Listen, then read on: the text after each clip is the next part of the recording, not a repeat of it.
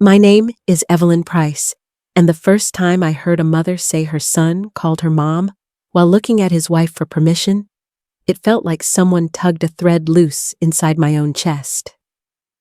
I can still picture it, the wind rolling across the old church porch, the hymn numbers still hanging crooked on the board behind us, and that tremble in her voice that told me she was holding back tears she'd sworn she wouldn't shed in public. That moment didn't just stay with me. It changed the path I would walk with her from that Sunday forward. Her name was Linda, and at first glance she looked like any woman her age attending service in our little Indiana town. Neatly pressed slacks, a cardigan in a color that wasn't loud, but tried to feel cheerful, and a purse clutched close as if she needed to be ready to run. What stood out wasn't the clothes or the way she sat a respectful distance away. It was the way her eyes didn't settle. They darted from the parking lot to the church doors, searching for someone who clearly hadn't shown up. She sighed once, long, quiet, and a little embarrassed that I noticed. She introduced herself not by name, but with apology. "I'm sorry," she said softly. "I didn't mean to sit so close. I thought he might be coming." She kept glancing at the corner of the lot, the space reserved for young families because they needed the convenience. I asked if her husband was joining, and she gave the saddest little smile. "No, I'm waiting to see my son." That alone wasn't unusual. But the way she said son, like it was both blessing and curse, made me stay right where I was. A few minutes later, she told the story that burned itself into my memory. Her son had stepped up the church stairs earlier that morning, wife and 2 grandchildren in tow. He greeted the pastor warmly, introduced the kids to the Sunday school teacher, and then finally turned to her.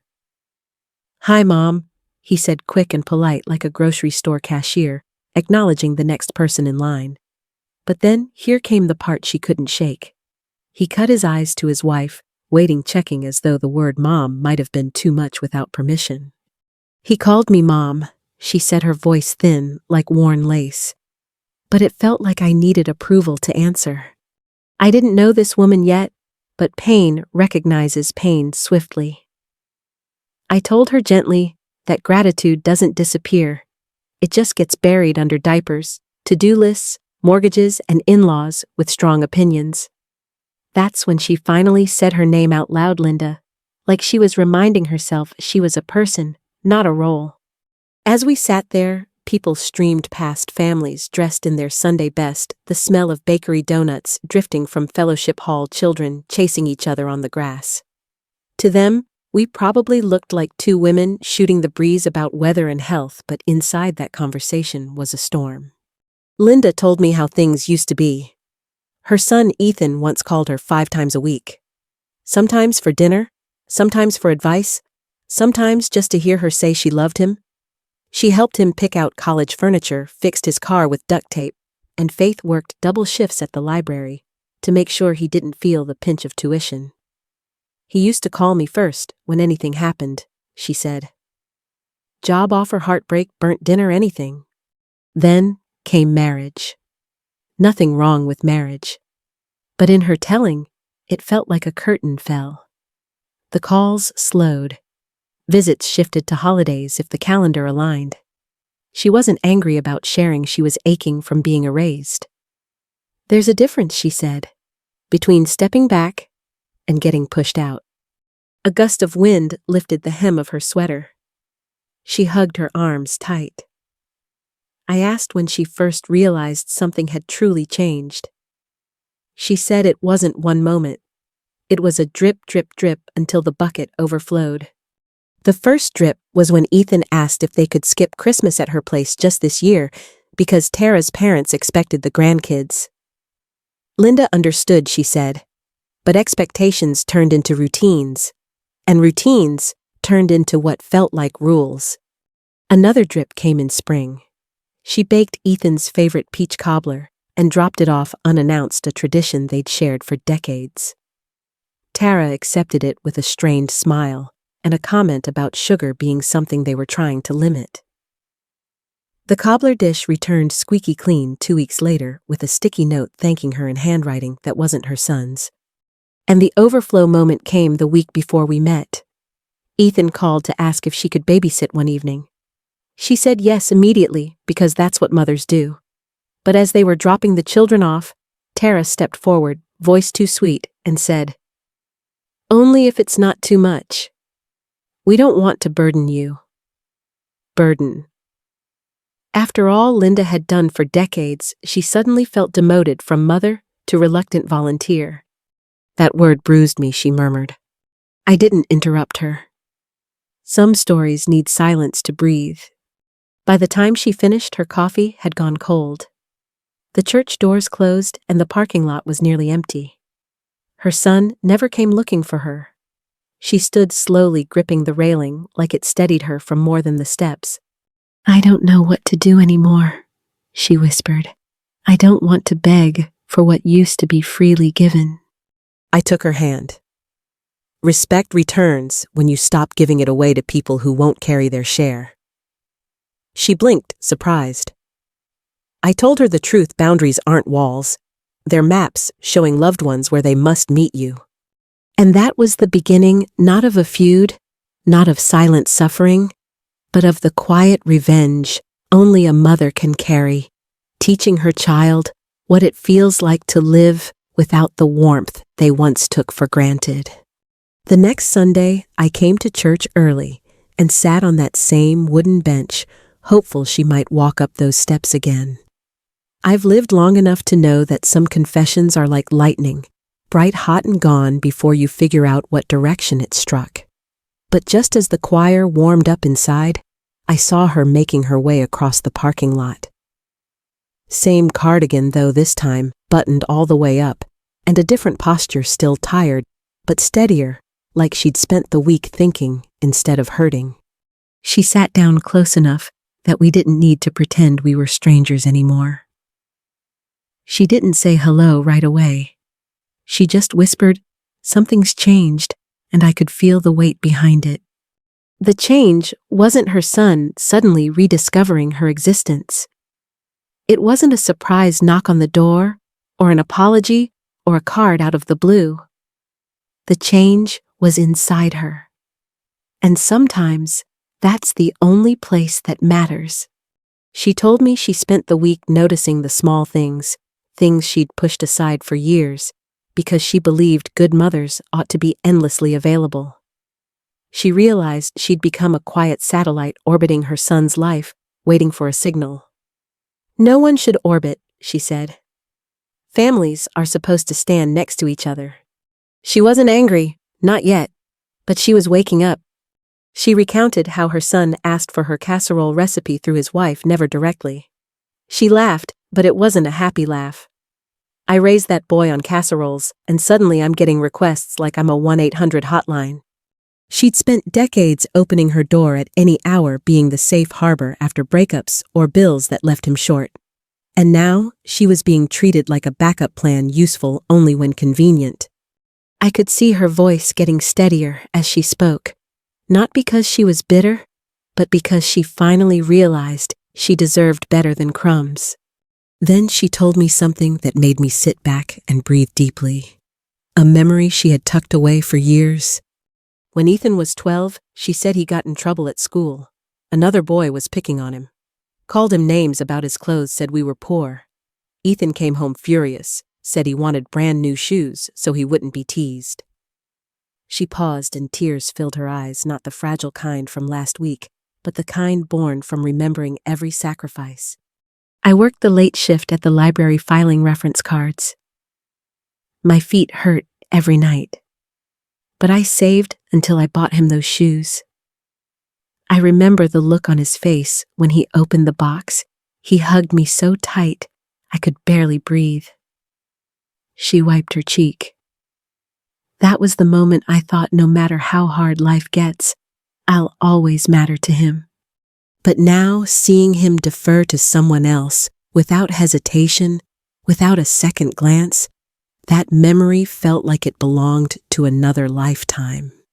She told me how the small erosions became a landslide.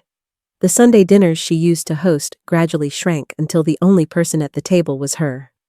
The holidays with empty chairs, the dry text messages instead of phone calls. No more "Hey Mom, thought of you" replaced with "We'll let you know." Loneliness is a strange thing. It doesn't roar, it whispers. Every unanswered call, every half-hearted thank you, every photo she saw online of Ethan smiling with his in-laws as if his whole world existed in their living room. It wasn't the absence that hurt, she said. It was realizing I'd been replaced. And then she lowered her voice. I don't blame Tara entirely. That surprised me. Most mothers pinned the blame squarely on the daughter-in-law.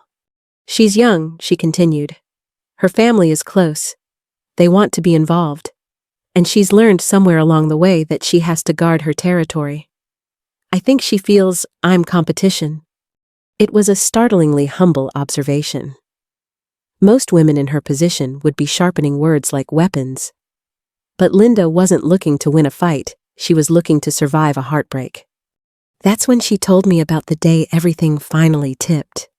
Ethan asked her to watch the kids again this time, with so little notice that she'd have to cancel her quilting class, the one thing she looked forward to all week. Before answering, she asked him a simple question. Why did you call me? He said.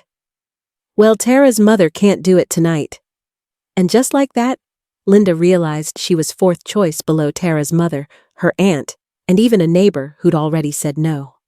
I felt myself disappearing, she said, voice cracking, like I was slowly being erased from my own family story. She accepted the babysitting anyway because old habits die hard. But she spent the evening clearing a space inside herself, getting ready to stop being available on demand. By the time she left my bench that day, she wasn't the trembling woman who sat there the Sunday before. Pain had settled into purpose. She stood shoulders straighter, face calm, and said, I don't know exactly what comes next, but I'm done waiting to be chosen. I squeezed her hand and told her something I've learned the long way. When you stop handing people access to your heart without making them knock, they remember how lucky they were to have a key. She nodded, and for the first time she walked away without looking back at the parking lot. The next week, I waited to see if Linda would come again. There's a fragile window after someone realizes they've been mistreated, one step forward into strength, and the world opens. One step back into old habits, and the pain deepens. But right when the bells started ringing, I saw her walking toward the porch, hair brushed back, wearing a blouse with a soft pattern of blue flowers. Not flashy, just quietly confident. She sat down, and before I could ask how she was, she said, I left Thanksgiving early last year. It wasn't related to the church service or the morning breeze, but I could tell that moment was still lodged in her heart like a splinter. Her son and daughter-in-law had invited both families, hers and Tara's, to a shared meal. Linda baked her famous sweet potato casserole, the one people had begged her for since the 80s. She arrived at Ethan's house carrying 2 steaming dishes, smiling and hopeful. She said the first warning sign came before she even crossed the threshold. Tara opened the door and said, Oh, I thought we told you dessert only. They hadn't told her anything of the sort. Inside, she noticed every little thing her gut tried to warn her about Tara's mother, already positioned in the hostess role, her recipes on the counter, her decorations everywhere. Linda's casserole sat untouched on a side table for most of the afternoon. At dinner, when she tried to tell a story about Ethan as a child, something harmless about him trying to build a fort out of couch cushions, Tara cut her off with a tight smile and said, We've heard that one. And everyone laughed, Linda said softly. Even Ethan. She said she felt the air leave her lungs. Something in the room shifted, not in tone, but in understanding.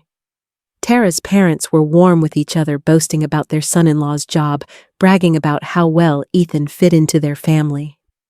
Ethan smiled and nodded, looking proud, comfortable, and completely unaware that he'd left part of himself, his history, his roots, sitting alone. After dessert, Linda gathered her purse and jacket quietly. She told them she had somewhere to be, though she didn't. Ethan kissed her cheek distractedly at the door. She drove home with the radio off and ate leftover casserole alone. That was when the scar formed, she said. Not the bruise, the scar. I asked her how she handled Christmas after that. She smiled without humor. Oh, they canceled Christmas with me altogether. Weather schedules, the flu, pick a reason. She spent December 25th at a diner 10 miles outside town where nobody asked questions. She remembered the waitress by name, remembered tipping too much, remembered crying in the parking lot, because she suddenly understood that traditions could vanish like smoke. Then she paused and said something that still rings in my mind. You always think you'll have more time. More time for one more holiday, one more story, one more chance to feel needed. But life leaves no guarantees. She looked out over the church lawn as a group of kids tumbled across the grass. My mother once told me that when your children leave home, your heart has to learn a new rhythm. But she didn't warn me that sometimes it gets drowned out altogether. Her mother had been a grounded woman, raised 3 children, lost 1 too young, nursed her husband through illness until the end. She taught Linda to stand steady without ever raising her voice. And that's the thing Linda said. I never fought for space. I thought love earned its spot and never needed to be defended. But somewhere along the way, her place had shifted. Ethan fell in love, built a life, and without noticing, let someone else redraw the map. There wasn't malice in it, just indifference. Indifference hurts worse than anger, she said quietly. Anger means you still care enough to feel. Linda also told me about a moment shortly after Ethan's children were born. The hospital room was crowded. Tara's mother cried and held the baby first. When it was finally Linda's turn, Tara's father loosened his tie and joked, "Be quick, Grandma. We've got a line." She held her first grandchild for less than a minute before someone reached in and lifted the infant away. I didn't even get a picture, she said. I just smiled and stepped back. One story after another poured out stories that were tiny when they happened, but together made a mountain she could no longer climb. Birthday parties where her contribution was plates and napkins.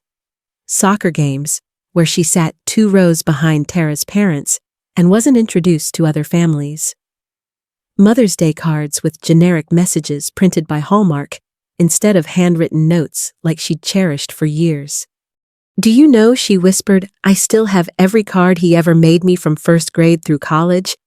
And then she shook her head slowly. But I don't think he remembers a single one. By then, her voice wasn't trembling. It was steady, almost resolute. She wasn't trying to convince me of her value. She wasn't seeking validation or sympathy. She was telling the truth, maybe aloud, for the first time she had raised a son who'd forgotten her not out of hate, but out of neglect. I asked her what she wanted, really wanted, not what she thought she should want. She closed her eyes, gathering herself. I want my son to see me, she said. Not just wave at me across a room or thank me out of obligation. I want him to remember I was his first home. Those words hung between us for a long moment, and the breeze felt suddenly colder. What will you do next? I asked gently. She looked at her hands, steady now, no tremble left, and said, Stop holding up both sides of the bridge. Because a bridge maintained by one person eventually collapses. She rose from the bench before service, and though she walked into church with quiet footsteps, she carried a new resolve I hadn't seen before. It wasn't revenge born from anger, it was reclaiming herself. And that is where the bruise finally hardened to a scar. And scars, well scars, remind us where we've healed. On the 4th Sunday, I didn't see her at first.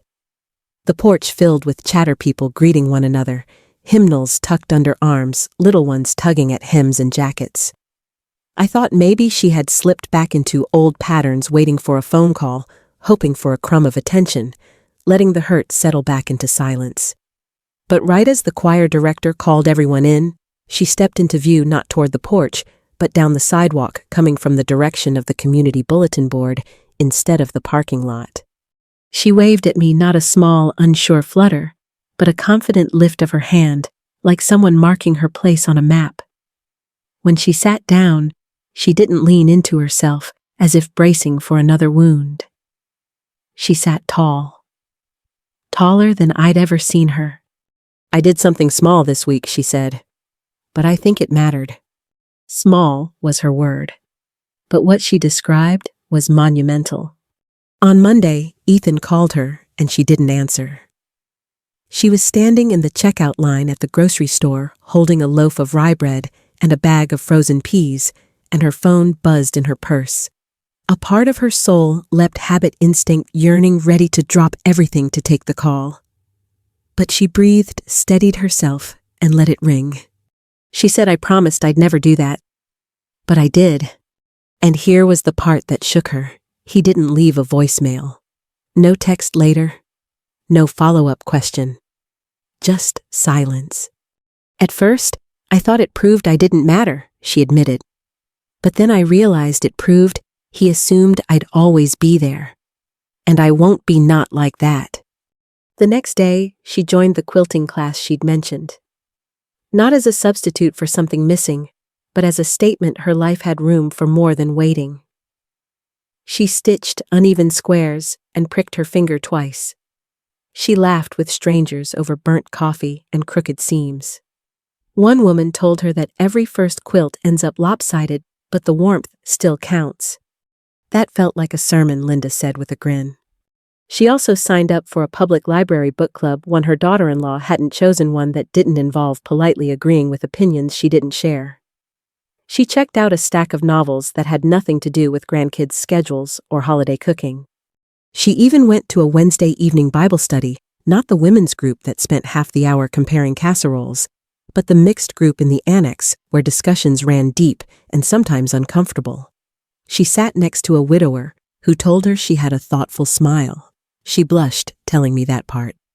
That week was filled not with obligation, but with intention.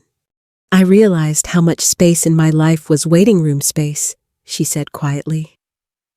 Waiting for a call, waiting for an invitation, waiting for permission.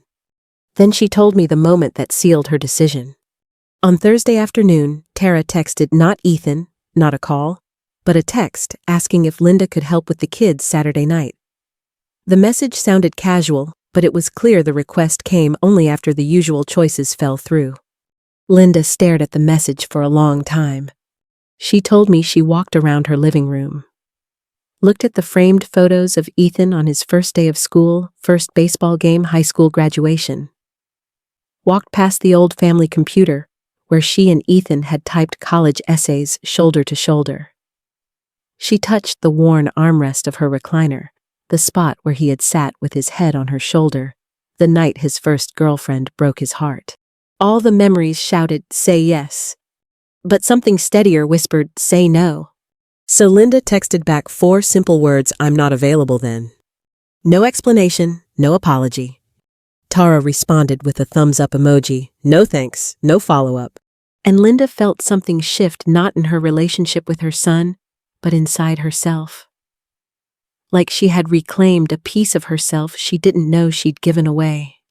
That no felt like oxygen, she said. I didn't realize how long I'd been holding my breath. She went to her quilting class on Saturday night instead. When she arrived, one of the women said, "You're glowing." Linda laughed, but she said it felt true. I asked her if Ethan called back after she declined. She shook her head. Not yet. No bitterness in her voice, just realism. Sometimes you don't get recognition right away. Sometimes the world takes a minute to notice the quiet rearrangement of a life. But then she told me something I did not expect. Friday morning before the request, she had visited Tara's mother. Not confrontationally, not dramatically. She drove to their house with a tin of cookies she'd baked from her mother's recipe. Tara's mother opened the door surprised, but invited her in politely. Linda asked if they could sit for a moment. They sat at the kitchen table under the glow of a pendant lamp, the smell of lemon cleaner still sharp in the air. Linda said she spoke softly, no accusation, no competition, just truth. She said, "I know your daughter loves Ethan. And I know your family is close. I admire that, But please tell her she doesn't need to push me away to make room for herself. There's enough love for everyone. I'm not trying to be her rival." Tara's mother blinked, taken off guard. She didn't promise anything, but she said she'd talk to her daughter. Then Linda stood, shook her hand, and left. She said she felt a tremor in her knees afterward. Courage often comes with a cost. By the time she finished, I realized Linda had moved from pain into purpose. She wasn't flailing anymore. She was building a life that didn't revolve around waiting for someone else's priorities. When the church bells finally called us inside, she rose slowly, not weary, but thoughtful. "I didn't think setting boundaries could feel gentle," she said as we stepped into the sanctuary. "But it does." And as we bowed our heads for the opening prayer, I knew we were watching the very beginning of her quiet, deliberate return to herself, the return that would eventually force someone else to notice her absence. By the time the next Sunday rolled around, something in the air felt different. Not just in Linda, though. I could see her transformation blooming more every week, but around her, as if the universe was beginning to respond to the space she'd cleared. Some changes start small, like a pebble skimmed across a lake, but by the fifth Sunday, the ripples were beginning to return. She arrived early, not rushing, not scanning the parking lot, just walking with a purpose that belonged to her alone. Her cardigan had been swapped for a light denim jacket, and her hair was pulled back in a way that made her look younger, or maybe just less burdened. She sat and smiled, not at me first, but at the day. "I got 2 calls this week," she said before I even asked. But then her smile faded into something more complicated. Both were about convenience. On Monday, Ethan called asking if she knew a plumber who could fix their water heater. She said she did. She gave him the number of the man who repaired the boiler at the library. Ethan thanked her, but the call ended abruptly after that. "No small talk," she said, not angrily, but honestly. "Just business." Then on Wednesday, Tara texted asking if Linda could recommend a good chili recipe because they were hosting neighbors for dinner. It made me blink. This young woman didn't even ask her own mother that time. I pointed her to a website, Linda said. I didn't send my recipe, and though she didn't say it with pride, there was something like self-respect in her tone. But the moment she wanted to share most happened on Friday. Ethan called again, this time to complain. Not about the water heater, not about babysitting, but about her not being available. He said, "Mom, it feels like you're pulling away." She took a breath before saying anything. She told him she'd been busy with quilting book club and Bible study. He sounded baffled, like those were things she wasn't supposed to have. That's when I realized she said he had no idea what my life looks like unless it intersects with his. They talked for a few minutes, not deep, not emotional, but human. He told her the kids missed her, though she suspected they only realized that because Tara complained about having fewer breaks. Still, the words tugged at her heart. That was the hardest moment, she confessed. I wanted to say, I miss them too. But I didn't, because that would have sounded like a plea. Instead, she said, "Well, they're welcome to call their grandma anytime." Ethan hesitated. She heard the silent stretch. Those kids 6 and 8 had iPads, tablets, video games, phones that could call grandma with a swipe. They didn't call, because no one taught them to, and children follow the map handed to them. She didn't cry telling me that. She didn't even look shaken. She looked resolved. Sometimes strength sounds like quiet acceptance. Then she told me something she'd learned in quilting class. Before you stitch new pieces together, you have to iron out the creases from the old cloth. Her classmates laughed when she said she wasn't talking about fabric. But I was, she said, just not that kind. Midway through our conversation, something happened neither of us expected. A minivan pulled into the parking lot. The door slid open and out came Ethan alone. No kids, no wife. He stood near the church steps and looked around, unsure, maybe even uncomfortable. Then he spotted his mother on the bench. And in that split second, I saw his face soften. Guilt worry, maybe a little longing, all mixed together. He took a tentative step forward. Linda's back stiffened slightly. Her fingers lightly gripped the wood of the bench. I could feel her heart pounding, though she kept her face calm. "Mornin', Mom," he said when he reached us. Polite, familiar, but not casual, not this time. Linda nodded. "Hello, Ethan." He shuffled his feet, hands shoved into his pockets. "You weren't home when I dropped by yesterday," he said. Linda didn't apologize. She said simply, "I was out." He blinked. Surprise flickered across his face, his mother out. Without him knowing where or why. Then he asked, "Busy?" She smiled faintly. Yes. That silence between them wasn't hostile, it was awakening. Ethan was finally confronting the fact that his mother's life had contours he didn't draw. He sat beside her for a moment, close enough that I politely excused myself and stood up to greet someone else across the porch. But I stayed within earshot just enough to catch fragments. He said they'd been swamped lately. He mentioned Tara getting overwhelmed. He added that the kids had asked when they'd see Grandma next, and Linda listened not with desperation, but with clarity. Then she said something I'll never forget. "You all know where I live. The door is open, but I won't tug you inside anymore." Ethan sat very still. I imagined every version of the boy he'd been crossing that space between them. The toddler who clung to her leg, the teenager who slammed doors, the young man who called late at night for guidance. Finally, he nodded. Not fast, not dismissively, just slowly, like a truth he didn't want to acknowledge, but couldn't deny. "I get that," he said. After he walked inside the church, Linda exhaled. Her shoulders eased. She didn't glow, not with triumph or pain, but with something steadier. "I didn't think I'd ever say those words," she whispered. "But I'm proud I did." And here, sitting beside her, I knew something important. Boundaries don't just protect, they teach. Teach others how to value what they thought would never leave. Linda's absence from her son's daily life had created a space only he could choose to fill. And for the first time, he looked willing to try. By the 6th Sunday, the shift was unmistakable, not just in Linda, but in her son. Distance had spoken louder than any confrontation could have. Pulling back had created absence. And absence, as it often does, started tugging at the seams of his comfortable assumptions. That morning, I arrived early again. The air was cool, the kind that wakes the skin and smells faintly of fallen leaves.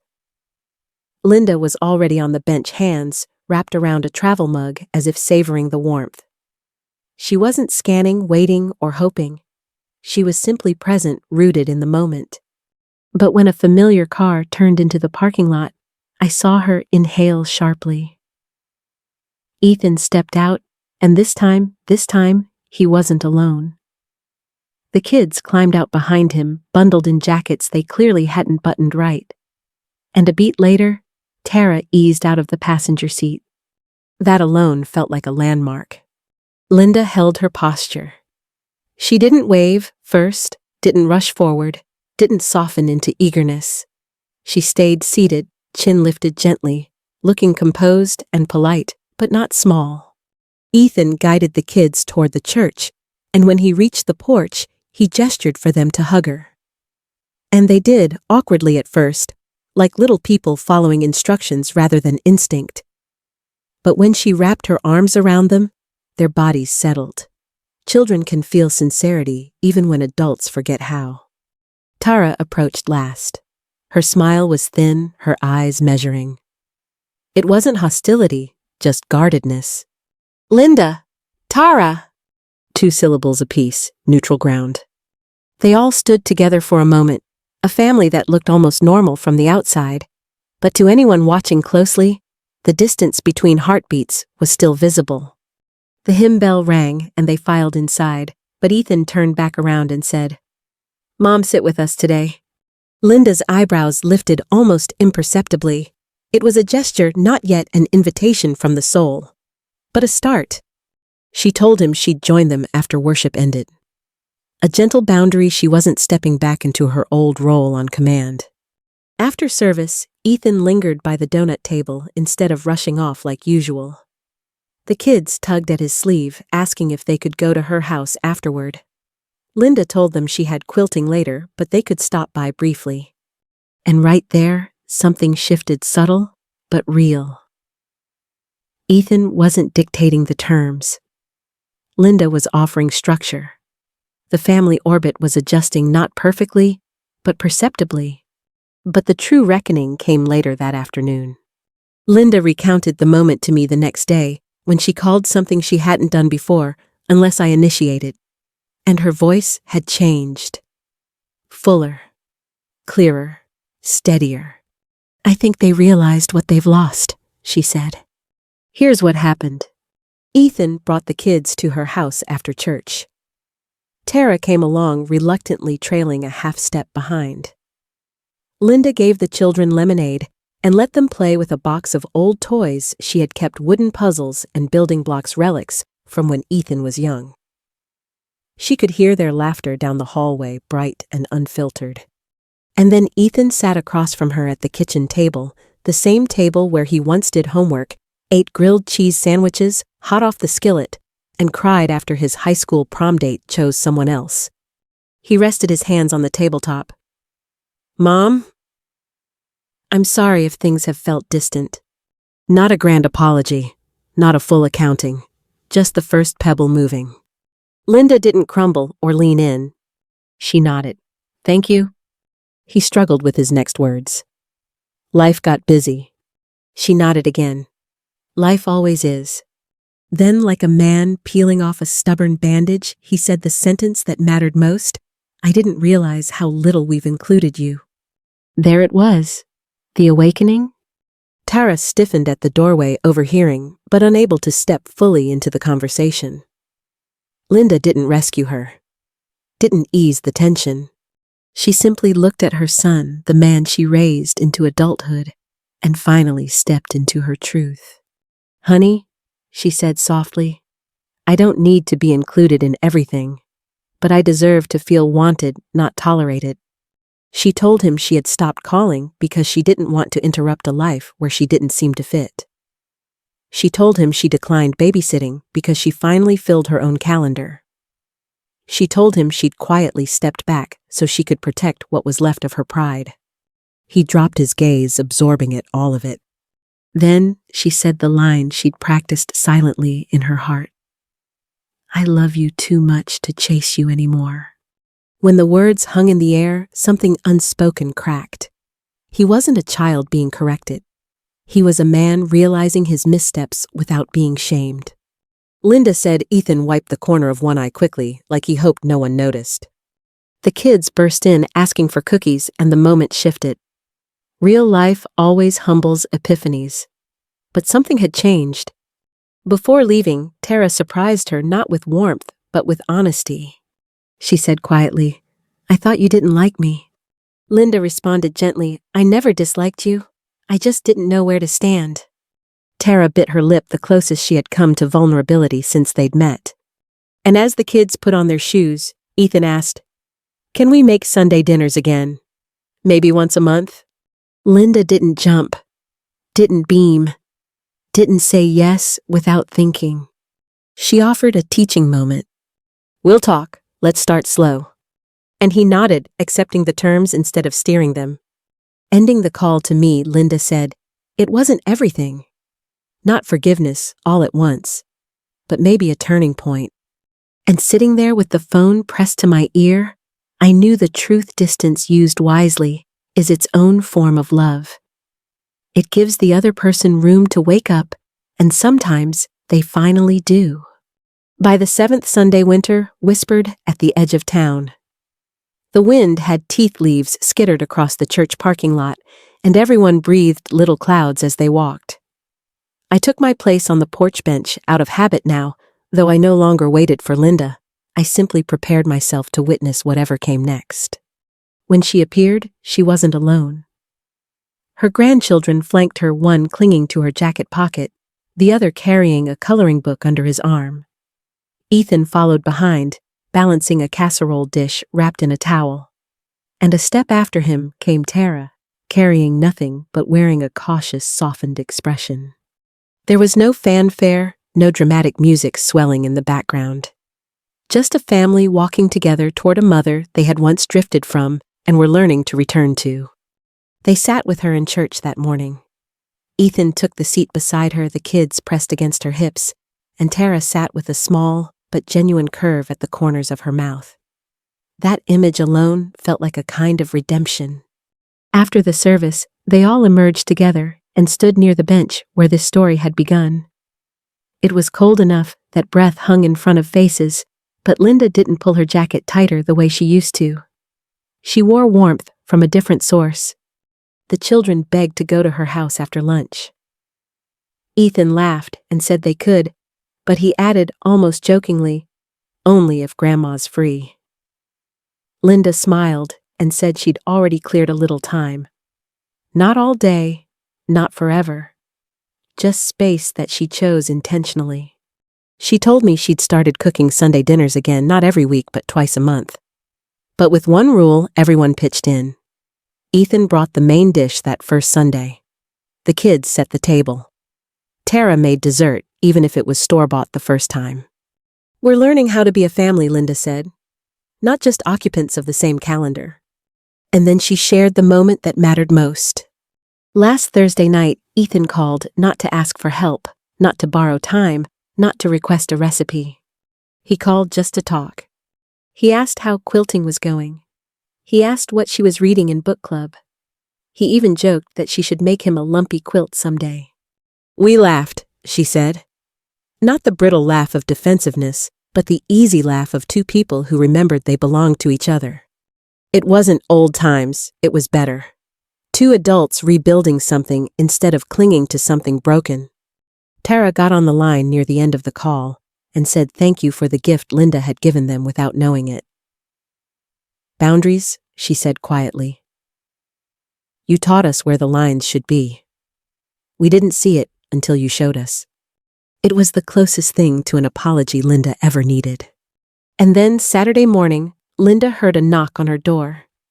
When she opened it, the kids stood there with backpacks bouncing with excitement. "Mom and Dad said we could have Grandma Day." Linda said yes, but added she'd take them home before dinner because she was going to a quilting workshop that evening. Her daughter-in-law nodded in understanding, real understanding. As the kids played that day, Linda looked around her house at the framed photos, the shelves of books, the stacks of fabric she'd gathered. And she realized something she no longer needed proof she mattered. She mattered because she existed, not because someone else requested her availability. When she finished recounting all this, she turned to me on the porch and said something I will never forget. "I thought revenge meant reclaiming what I lost. But it turns out the only thing I lost was my place because I stood too far up front instead of standing on my own ground." Then she looked ahead toward the parking lot where her family now moved without her chasing behind, and added, "The secret wasn't teaching them a lesson. It was teaching myself one." She reached for my hand and squeezed it. When we stop lowering ourselves to be loved, people bend down to meet us where we stand. As the children tugged on her sweater, eager to leave, Ethan turned back to lock eyes with his mother, not seeking permission, not checking with anyone first. Just saying with a nod and an expression she'd longed to see again, "Love you, Mom. See you tonight." Linda answered simply, "Love you too." Not desperate, not diminished, just true. They walked off together, not perfectly stitched, but threaded with new strength, like a quilt that finally belonged on a bed instead of folded in a closet. And before she left, Linda whispered to me, "It took pulling away to find my way back." Then she was gone, wrapped in the small chaos of grandchildren casserole dishes and the warmth that comes from people learning to try again. I sat alone on the porch for a long moment, breathing the cold air and feeling the threads of her journey pull together. She hadn't gotten even with anyone. She hadn't scolded or punished. Her revenge was quieter, cleaner, more powerful. She lived her life with dignity and let them miss her. That was the lesson.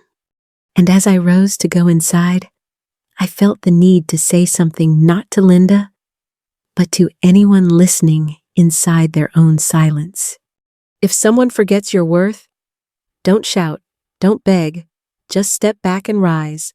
And when they come searching, as they always do, meet them on your terms. If this story touched you, share it with someone who needs courage today. Leave a comment about your own journey. And remember, you are never too old to rewrite where you stand.